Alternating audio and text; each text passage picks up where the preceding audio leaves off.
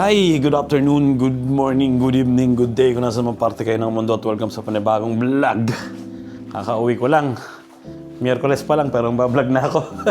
Wala na akong may edit eh. Na-edit ko na lahat yung mga vlog ko. At ayun, nagluto si Macy's ng merienda. Ano to? Tuna pie? Yes. Tuna pie. Tapos na sa hagdan pa lang naamoy ko na yung rice biryani. Anong nilagay mo? Chicken? Bango. Bumili tayo ng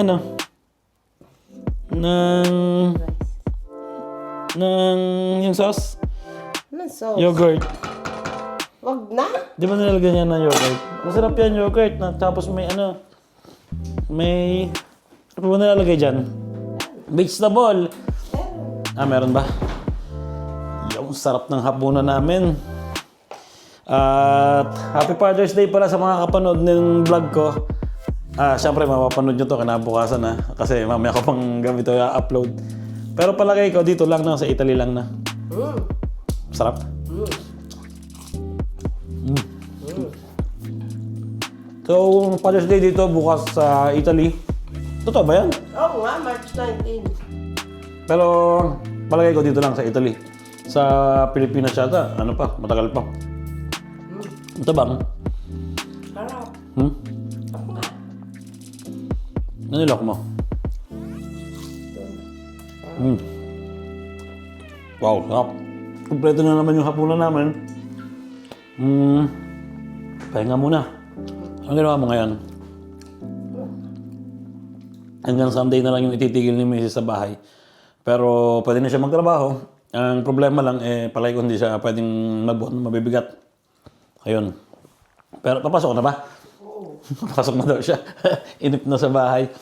Pero sabi ng abogado na kinuha namin sa insurance, kung gusto niya nga daw, mas matagal pa siya tumigil sa bahay. Kasi wala namang problema, babayaran naman daw yun. Ayun. Gusto niya na magtrabaho, naiinip na. Mag-uugas lang ako ng kamay at kakalalating ko lang dito sa bahay galing trabaho. Hindi malaman ng panahon, no? Ganyan yung panahon pag magpapalit na ng season. Hindi mo malaman kung uulan o babalik yung taglamig o winter ulit. Kasi sobrang lamig. Lakas na kasi ng hangin. Pero pag walang hangin yan, hindi mo malamig na. Ba't ang dilim ng camera ko? Uy, nakita ko pala kahapon itong camera ko na to. Mag-iisang taon na. 1 taon na. So, ayun. 1 taon ko na palang nakagamit to. Pero ito yung pinaka-favorite kong camera. Siyempre, gumamit din ako ng Canon. Yung isa pa, yung G7X na Canon. At ito yung pinaka-dewa sa akin. Yan. Kasi nakalagyan mo siya ng mic. Nandito yung mic ko. Nakatago lang palagi. Ayan, no. Hello, hello, hello. Hey. At ayun, merienda muna ako. Mamaya na lang, nandito si Kuya, tsaka yung kaibigan niya, natutulog. At pinaayos ni Kuya yung kotse niya. Siguro, sobrang pagod, nakatulog yung magkaibigan nandun sa kwarto. Si Basti, may laro ng basketball. Super busy. Nakakawawa si Basti, araw-araw may laro. Kahapon may laro din siya. Ngayon may laro din. Kasi nandun siya naglalaro sa ngayon, sa mga malalaki. Hindi yun sa mga kakaedad niya. Pero maganda naman yun, di ba? Katulad nga na sinasabi ko, at least dun siya matututo sa mga malalaki, di ba? Pagkalaban niya yun. At least masanay siya ng mga kalaban ni malalaki. Yun lang. Merienda muna.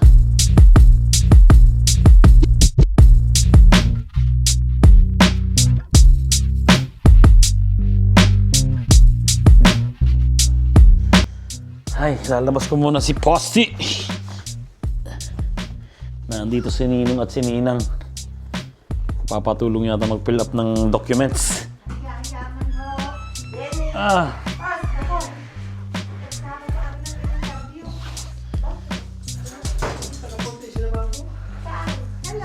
Saan Ninang? Pero ito katabali Ay, ano pangalan nito? Ang lamig sa labas. Julian! Yung kapatid ni Julian, pina-interview ko. Tumawag ka? Tumawag ka? Sarado ka eh. Nakita mo nga kanina, ngayon. Talabas ko lang si Posti.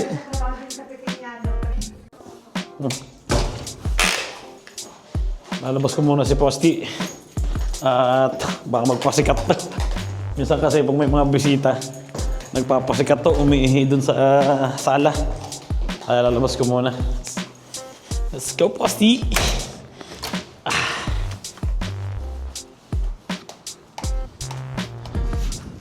Grabe, ang lamig. Ang lamig, Posti! Ha? Fredo! Ay, ika.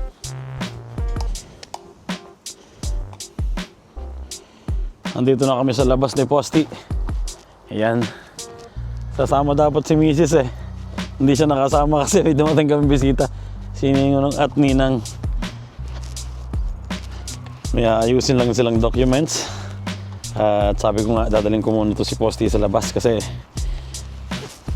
baka umihi ito pag kasi may bisita. Lagi itong nagpapasikat. Iihi ito sa kusina, iihi sa sala. Para at least pagbalik namin, nakaihi na siya, di ba? Oh, ang lamig ngayon, grabe. Lakas ng hangin. Nilagyan ko ng yung aking mic eh. Yung pangsala ng hangin para hindi madinig yung hangin. Posti. Malamig. Ay, okay ka na naman eh. Nagpupo na siya eh. Umihi na rin siya maraming beses.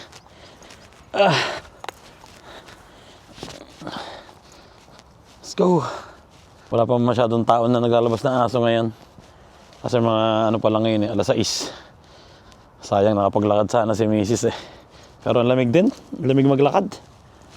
Saglit lang kami siguro ni Posti. Tapos balik na ulit kami sa bahay. May madilim na ulap dito. Baka umulan din. Yan.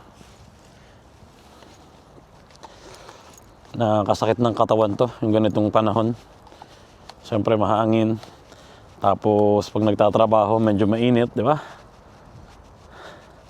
Di ba, Posti? Kahit napapaligiran na kami ng mga building, oh. Dito kami sa gitna ng mga building. Grabe pa rin yung hangin. Lakas ng hangin dito ngayon. Tapos ang lamig. Parang mag-i-snow eh. Pag ganitong kalakas ang hangin, parang mag-i-snow. Posti, tara. Ayan, balik na kami sa bahay ni Posti. Ang lamig. Nakakawawa si Lola, oh. Nilalamig. Ihi ka na ng madami. Ay.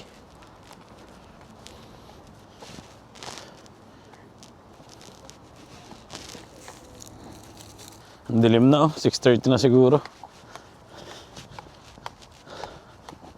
Shortcut na kami dito sa park. Yun lang ang bahay namin, oh. Yung diretso na yan.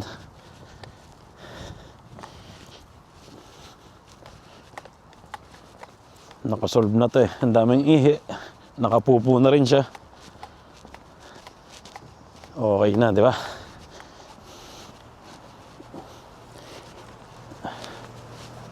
Oh.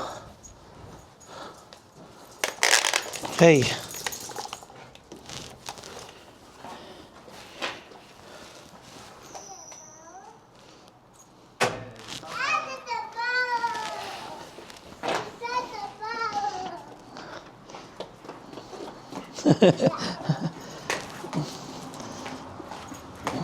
Bye. Let's.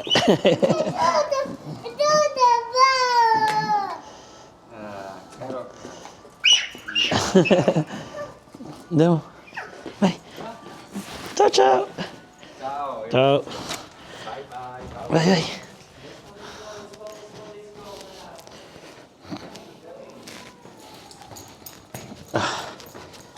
Nakakatuwa yung bata, gusto nang laruin si Posti. Hey, hey, hey, hey, hey. Abre.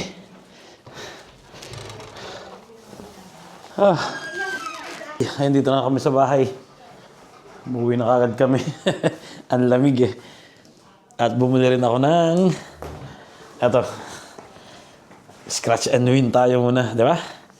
Tingnan natin, baka ito na yung Kakayaman. 21, 30, 17, 36. 44, wala. 48, wala. 38, wala. 29, wala. 14, wala. 37, wala. 47, wala. 21, yun, meron isa. 23, wala. 18, wala. 33, wala. 32, wala. 28, wala. 19, wala. 42, wala. Pero may nakuha tayong isa. Baligtaya. Baligtaya, 21. Tingnan natin, baka may mga panalunan pa dito.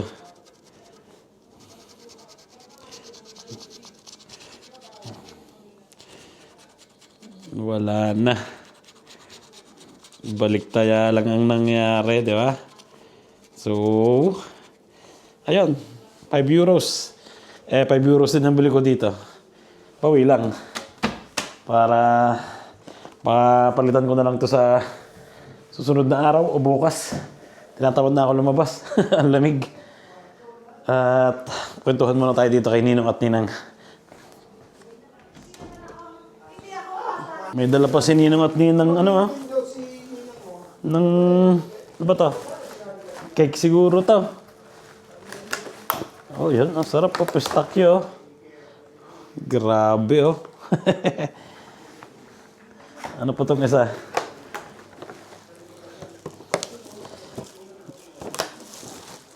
Ayun. Pasalubong. Magandang trabaho binibigay ni Ninong. Maglilinis ng Bambi. Ano ba yan? Bed and breakfast ba? Oh, yun, papakita naman ganda. Ang gandang lugar. Ha? Gusto ko patingin ang lugar. Magpapicture. Alam mo, mamay-ari, amo. Tayo nga gumawa. Yan, ha? Sa Pasignano. Katulad ng sa Pasignano. Magkano naman sweldo dyan? Per oras, 10 euro. 10 euro isang oras? Okay na. 600 na yun sa atin, na. Ay, mukha na yun. Tulong mo sabi, 680. Pero ang laki niyan. Sinusundo. Mapaikot-ikot ako dyan pag naglinis ako niyan. Try muna tapos pagkatulong. Ang daming trabaho na Ninong na binibigay. Oh. Tara muna, mamaya ka na magkwento. Medyo nauho kami. Dadaan muna kami ng malamig. Pupunta muna kami ng supermarket, bibili na kami ng konting beer. Ayan, ay. Para masarap habang nagkakwentuhan, di ba? Hindi nga ako pwede. Hindi ka mo April to October na, baka may lang ka. Bibigyan natin. Walang pagbibigan. April to October, maglilinis ng BMB. Okay na, di ba? Yung bibili natin. Sige, isang bino na lang. Shot lang naman eh. Sige. Gusto mong bina? O beer? Sige, bino na lang. Sige. Shot lang.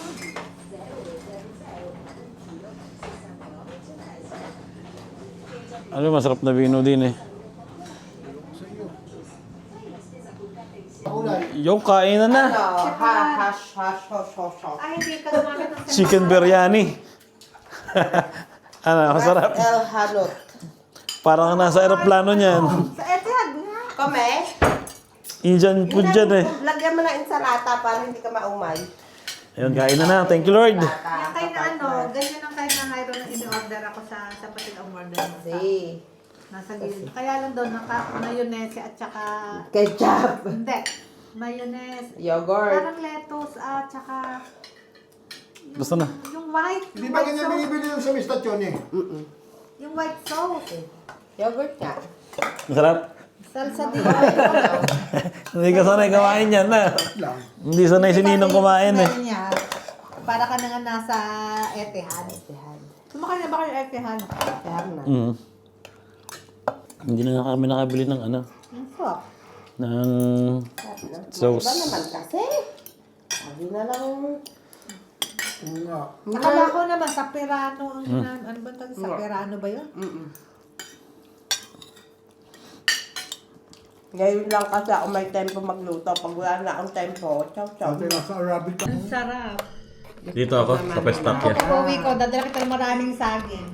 Si ano nga, ang nag-atita Yun! nga eh. piling din noon. Dito Ah, may sa choco. ang sabi Oscar pa nagsabi sa akin nasa na. Bano, yung parang isda.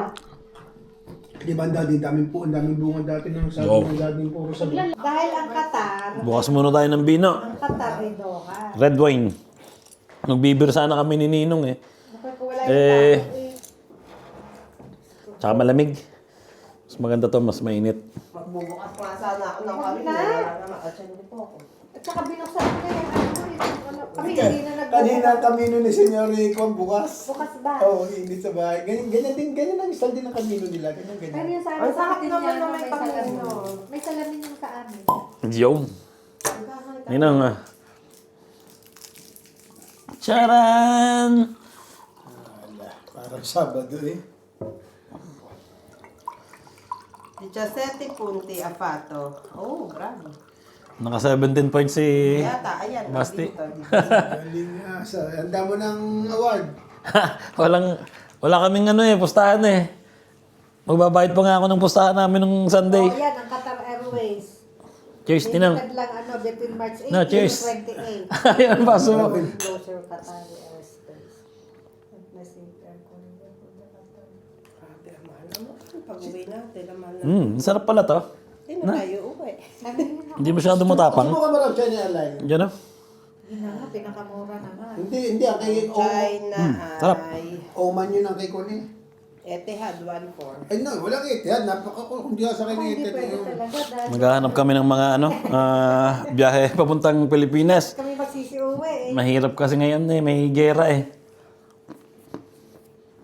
Malayo ang mga biyahe. Air China 1329. Tapos nagmahal na. Parang 600 lang yun nun. Yun, nakauna namin si Basti. Naka ilang points ka ngayon? 17 points! Tamali ka pa niyan, ha? Nakakawa kasi itong si Basti, itong si Mrs. Den, hindi ko lang kung pati si Kuya. Eh, lahat sila may ano, allergy sa yung pag nagpapalit yung ano, season.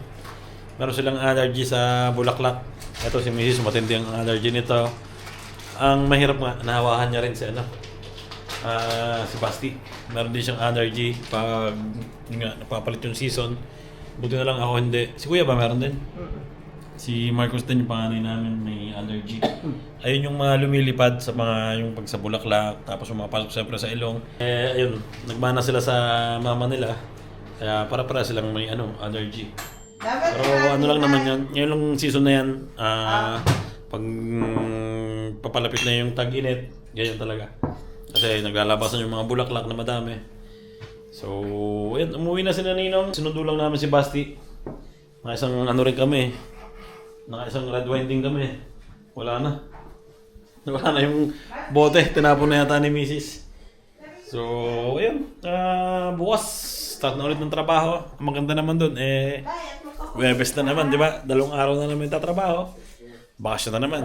Medyo nabitin tayo sa red wine. Meron naman tayo stock dito, di ba? Buksan natin itong isa. Yun. At ayun, nireview namin yung laro ni Basti nung Sunday. 6 points siya nung Sunday. Pero ngayon, 7 points siya nung Sunday. Ngayon wala naman kaming pustahan. Ngayong araw na to, naka 17 points siya. Bah, malaki-laki yun. Ganito na lang. Ano na lang, 10 euros na lang ngayon.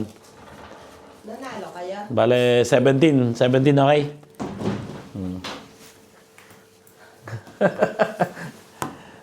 Send na natin. Kasi pag naipon na naipon, mahirap na. Diba? Oh, wala na. Basti, wala na rin pala akong pang-send sa'yo. Ano ba ginawa ko dyan? Payments. What send?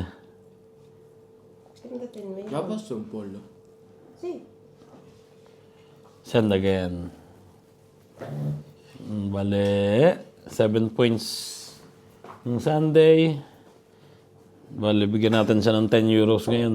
Siyempre, maganda ang points niya ngayon. 17.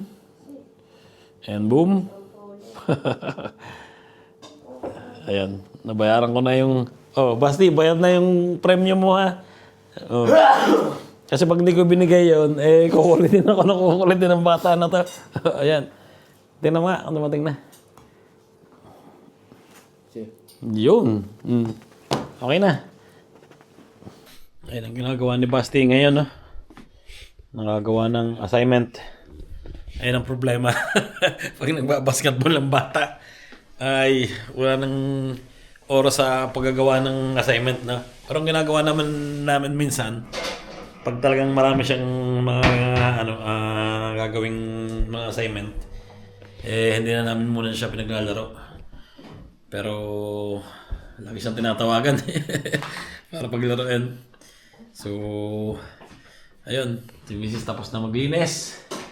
And dumating pala dito yung ni Mrs. kanina, yung amo, dinalaw siya. Pero ako naman nasa trabaho. Ayun, nakita yung bahay namin, maganda daw, di ba? Nakakataba ng puso minsan yung sasabihin ng mga kaibigan, ultimong amo ni Mrs. sasabihin na maganda yung bahay namin. So, di ba? Okay. Masarap sa pakiramdam yun, di ba? Sasabihin ng amo ng maganda yung bahay namin. And, ayun, pagpapatuloy ko muna itong aking tinatakay dito. Nagbukas nga ako ng isang wine pa. Para pang, pang solve, di ba? Medyo nabitin ako sa inom namin ni Ninong. Tapos, yun, mag-ano na rin ako. Edit ng vlog. Tapos bukas trabaho ulit. Ganyan lang ang buhay. At mamaya, darating na rin yung aming panganay. And dito na rin tatapusin yung vlog namin ngayong araw na to. Sana nag-enjoy kayo. Ingat palagi. Salamat sa suporta. God bless sa inyo lahat. At kita-kits tayo sa susunod na vlog. Let's go.